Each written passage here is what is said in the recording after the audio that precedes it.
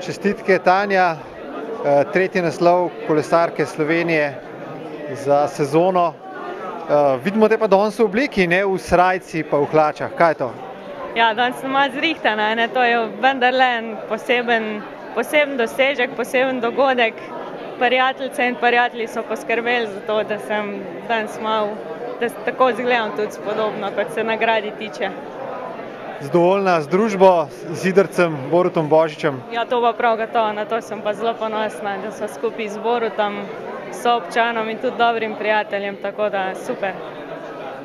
Kaj pa z Nejcem kot najboljšim gorskim kolesarjem? To pa tudi, saj z njim so pa že kar nekaj let skupaj oba med najboljšimi v gorskem kolesarstvu in ja, danes prevladujemo Primorci. Pa še Polona Batagel, ne? Tako.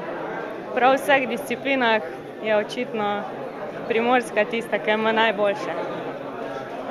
Po ciljih za drugo sezono najboljše te verjetno sploh ne sprašujem, ker je tvoja mogoče najpomembnejša doslej. Doslej bi se dalo reči, da je najpomembnejša tako, kot jo načrtujem. Sicer so za mano res izjemni uspehi, upam, da pred mano še večji. Se bova še veliko o tem pogovarjala v naslednjih mesecih in tja do poletja. Zaenkrat pa čestitke. Hvala. Čestitke, ena lepa nagrada za konec sezone. Kaj ti to pomeni in kaj načrtuješ za naslednje leto?